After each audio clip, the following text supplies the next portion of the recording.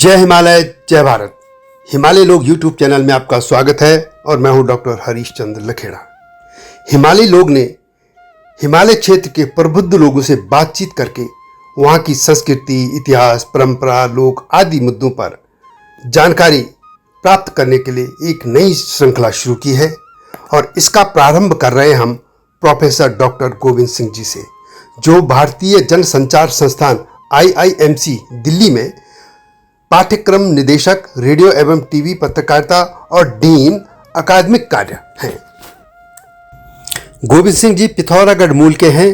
उन्होंने पत्रकारिता धर्मयुग से शुरू की थी, फिर नवभारत टाइम्स, जी, आज तक जैसे कई ये मीडिया हाउस में रहे और उसके बाद वे शिक्षण क्षेत्र में चले गए। तो उनसे आप शुरुआत करते हैं और सुन लेते हैं कि वे हिमालयी क्षेत्र और ख़ास तौर पर ये जो हिमालय लोग यूट्यूब चैनल काम कर रहा है उस पर वे क्या कहते हैं। मनुष्य को अपनी जड़ों से बहुत प्यार होता है। खास करके भारत के संदर्भ में हम देखें तो हमारे यहाँ ग्राम्य व्यवस्था रही है, ग्रामीण अर्थव्यवस्था और कृषि सभ्यता हमारे देश में रही है। तो उसकी सबसे बड़ी खूबी ये थी कि हजारों साल से मनुष्य जो है एक ही जगह पर रहता आया और उसने खेती बाड़ी को भी उसी तरह से निरंतर जो है वो सुधार किया उसी में, और एक ही जगह पर एक बस्ती रहने की वजह से, बसासत रहने की वजह से लोगों में उस जमीन के प्रति, उस जगह के प्रति बहुत मोह पैदा हो गया और आपस में जुड़ाव भी बहुत अच्छा हो गया। तो इसलिए जो है उन जड़ों की अब आजकल क्या है कि आजकल पिछले 100 साल से माइग्रेशन बहुत हो रहा है। लोग एक जगह से दूसरी जगह बहुत जा रहे हैं, लेकिन वो चूँकि हजारों वर्षों से एक जगह रहे हैं, उस जगह की याद जो है वो मन में बार बार आती है।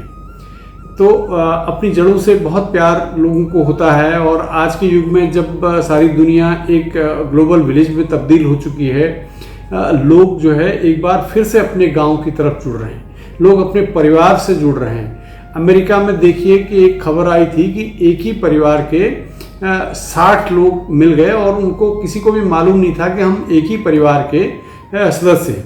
एक ही, और बहुत ज़्यादा नहीं हुआ था, मतलब 1-2 पीढ़ियों में ही 60 लोग अलग अलग जगह हो गए थे।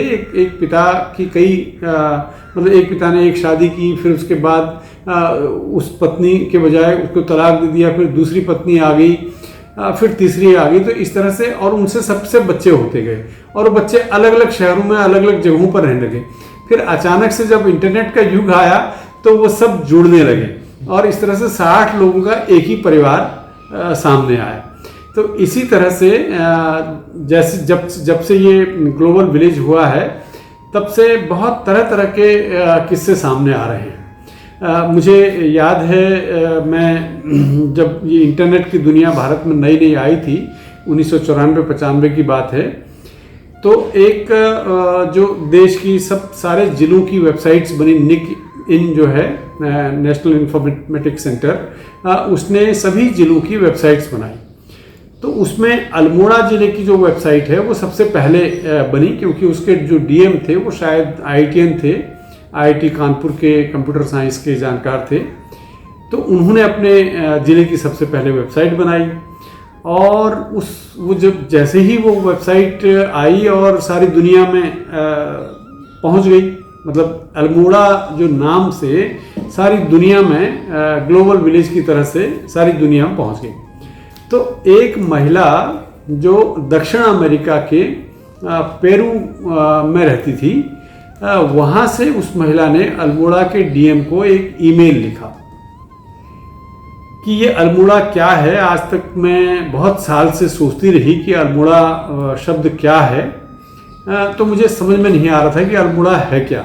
और उस महिला के नाम के आगे जो सरनेम था वो अल्मोड़ा था, ALMORA, या स्पेनिश में कुछ और हो गया होगा, लेकिन ये बात उस महिला ने कही।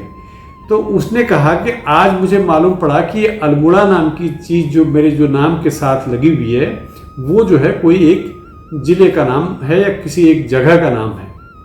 और उसने ईमेल लिखा, और ईमेल के बाद फिर वो जो उसकी चिट्ठी है वो टाइम्स ऑफ इंडिया में बॉक्स के तौर पर छपी थी, हमको याद है उस ज़माने में।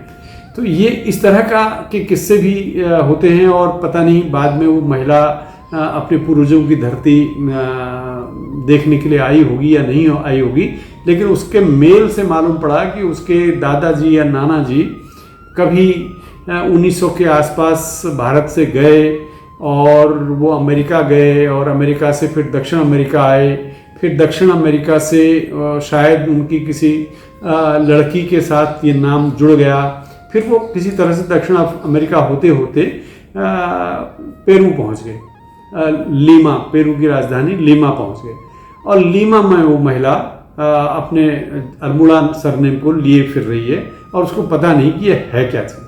तो ये उसको इंटरनेट ने एक तरह से जोड़ने का काम किया। ऐसे एक किस्सा और मुझे जहन में आता है। मैं जम्मू में था 3 साल, सेंट्रल यूनिवर्सिटी ऑफ जम्मू।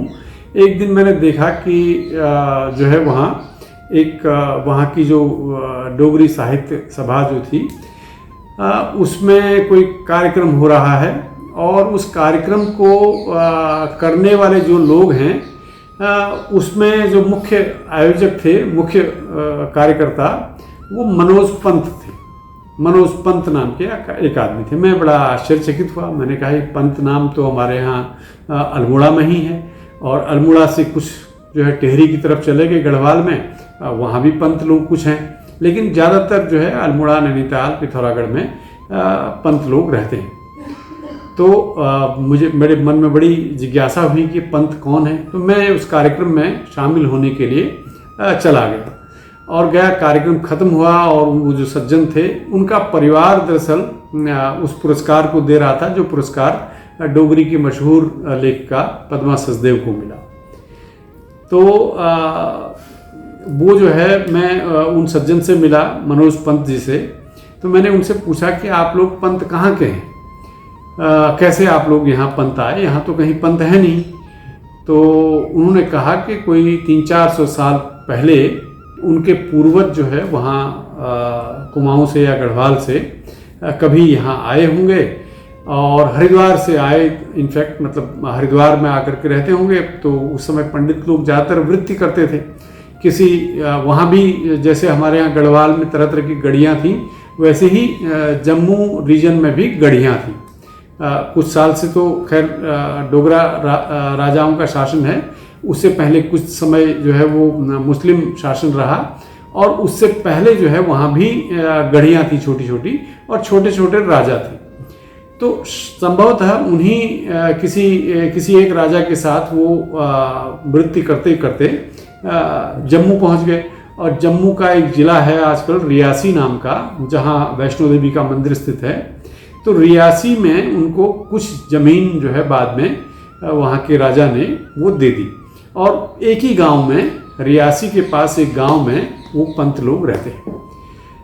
और वहाँ से वो अब जम्मू में बस गए हैं, मतलब ठीक ठाक। उनके जो पिताजी थे वो बहुत अच्छे डोगरी के, आधुनिक डोगरी के पहले साहित्यकार माने जाते, पहले कहानीकार, पहले कवि, इस तरह से।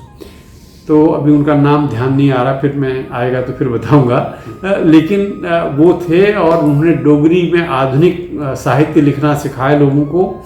और उनके बच्चे जो है एक वहाँ के मेडिकल कॉलेज के सुपरिंटेंडेंट हैं, थे, अब तो खैर रिटायर हो गए। और एक मनोज पंत जी, एक जलंधर में आकर के कुछ और काम कर रहे थे। बाकी लोग शर्मा हो गए थे, क्योंकि पंत नाम बड़ा बड़ा अटपटा लगता था, और हर कोई उनको उत्तराखंड का समझता था। तो शायद जम्मू का रहने की एक जो चाह उनकी रही होगी, क्योंकि जम्मू ने ही उनको जो दिया वो सब कुछ दिया। तो उन्होंने एक भाई ने, जो मेडिकल कॉलेज में सुपरिंटेंडेंट थे, उन्होंने अपने नाम के आगे पंत बरकरार रखा, बाकी भाई शर्मा हो गए। तो शर्मा यदि होते तो मैं शायद उनके पास पहुंचता भी नहीं। लेकिन उन्होंने ये बताया कि वो जम्मू में रहते हुए भी शादी ब्याह जो है अपनी ही बिरादरी में करते हैं, और बहुत सारे नियम कानून, परिवार के जो रीति रिवाज हैं वो पंत समाज के ही फॉलो करते हैं। तो ये बड़ी मुझे अच्छी बात लगी कि वो 300-400 साल के बाद भी वो भूले नहीं। और आश्चर्य की बात है कि हमारे यहाँ के जो पंत हैं उनको बहुत ज़्यादा उनके बारे में जानकारी नहीं है। मैंने तुरंत फ़ोन लगाया पुष्पेश पंत जी को कि ऐसे है भाई साहब कि ये यहाँ एक पंत मुझे मिल गए हैं, पंत परिवार मिल गया है, और ये लोग बोल रहे हैं कि 350 साल पहले वहाँ गए थे, तो आपको कुछ इसके बारे में जानकारी है? तो उनका नहीं, इसके बारे में कोई जानकारी नहीं है, और हमको तो लगता नहीं कि 350 साल पहले कोई इस तरह से लोग गए होंगे, लेकिन गए हैं तो होंगे ही।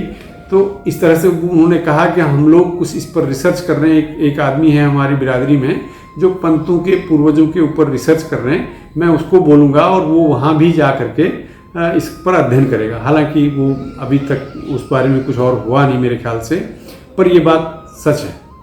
तो इस तरह से मेरा कहने का मतलब ये है कि हमारे लोगों को अपनी जड़ों की हमेशा याद आती रहती है। हम चंडीगढ़ में हूँ, हम दिल्ली में हूँ, हम भोपाल में हूँ, उदयपुर में हूँ, बम्बई में हूँ, तो सब जगह जो भी पहाड़ के लोग रहते हैं उन सबको एक अपनी जड़ों की हमेशा याद आती रहती है।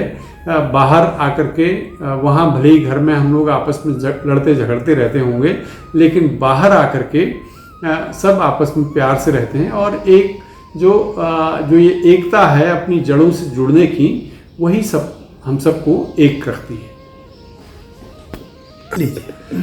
मुझे लगता है कि जो हिमालयी लोक का जो प्रकल्प है, जो एक तरह से उद्देश्य है हिमालय के तमाम लोगों को जोड़ने का, ये बहुत ही एक नेक इरादा है, नेक इरादे से किया गया काम है।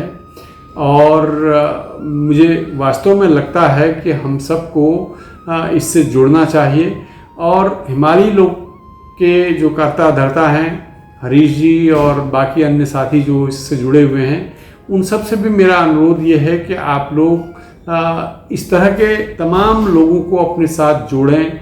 जो कोई जम्मू में है, कोई कलकत्ता में है, कोई बर्मा में है, बर्मा में बहुत बड़ी संख्या में लोग रह गए, कोहिमा में जो बर्मा से आते हुए लौटते हुए कई लोग कोहिमा में ही बस गए, और कुछ लोग एक्सटेंडेड फैमिलीज हैं, जैसे चंदोला जी, हमारे हरीश चंदोला जी, उनकी एक शादी जो है कोहिमा से आगे हुई थी, और उनके बच्चे हैं वो किस हाल में हैं। हालांकि वो हैं नगा के फॉर्मेट में ही रहते हैं, लेकिन उनका संबंध पहाड़ से तो है ही है, किसी न किसी रूप में वो आज यहाँ हमारे उत्तराखंड से भी जुड़े हुए हैं।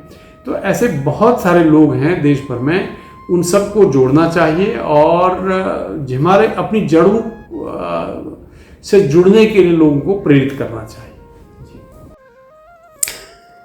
आपको यह वीडियो कैसी लगी कमेंट में अवश्य लिखें, और हिमालय लोक चैनल को लाइक और सब्सक्राइब करना न भूलना।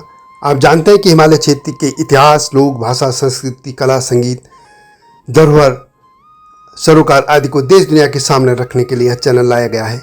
वीडियो को शेयर भी अवश्य कीजिएगा, और इस तरह के जो प्रबुद्ध लोग हैं वो हिमाचल, जम्मू कश्मीर, लद्दाख, उत्तराखंड, नेपाल और नॉर्थ ईस्ट कहीं के भी हो सकते हैं, हिमालय क्षेत्र के, या जो हिमालय को प्यार करते हों, उनके नाम आप मुझे दे दीजिए।